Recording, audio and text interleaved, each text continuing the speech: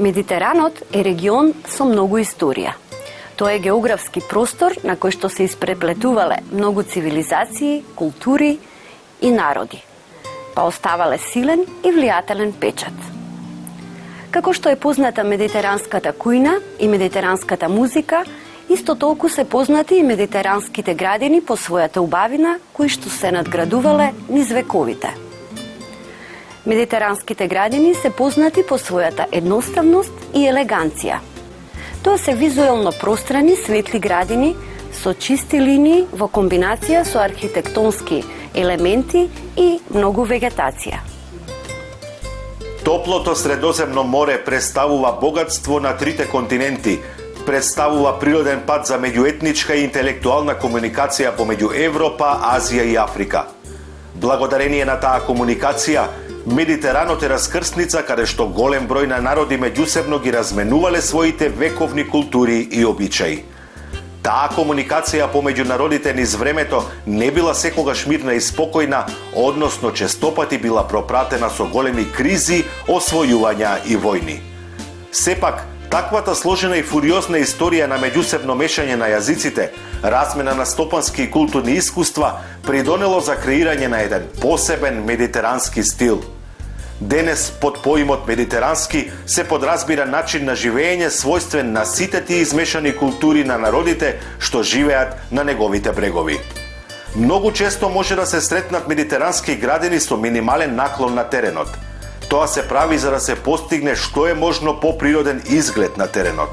Во други случаи се среќава и скалесто уредување на теренот со ниски потпорни ѕидови, така што теренот се дели на повеќе тераси, а целта што треба да се постигне е дека градината се наоѓа на некоја падина која се спушта кон морскиот брег. Потпорните ѕидови најчесто се суват зидарија и се прават од необработени природни камења, најчесто со светли бои. Во пукнатините од потпорните ѕидови задолжително се садат минијатурни растенија. Патеките во овие градини најчесто се светол чакал или песок, обрабени со ивичници за да не дојде до расфрлање на материјалот на сите страни. Поради одличната клима во поголемиот дел од годината, луѓето што живеат во тој дел од светот многу време поминуваат во своите градини. Поради тоа местата предвидени за одмор се неизбежен дел во овие градини. За таа цел, покрај класичните плоштатки за постигнување поголем ефект се подигнуваат перголи и балдехини. Сенката е неизбежен момент во делот за одмор во овие градини. Лозите, ползечките рози и вистеријата се одличен избор за озеленување на дрвените или металните конструкции од перголите, со што би се обезбедила компактна сенка. Мебелот што се користи во овие градини може да биде од дрво, бамбус или ковано железо.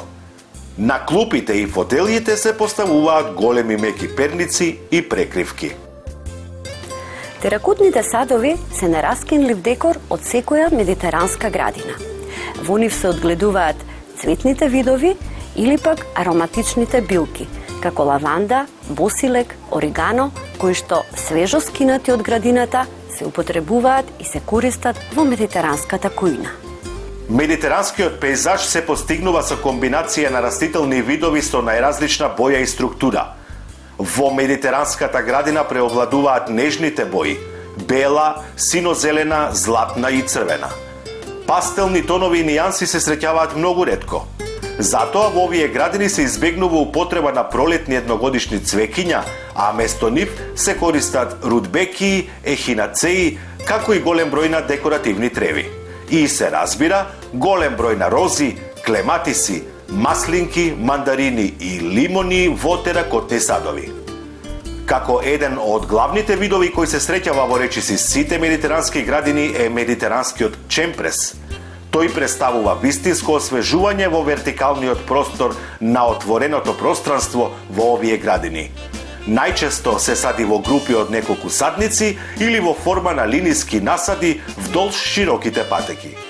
Искроените топијари во најразлични форми се многу честа појава во медитеранските градини.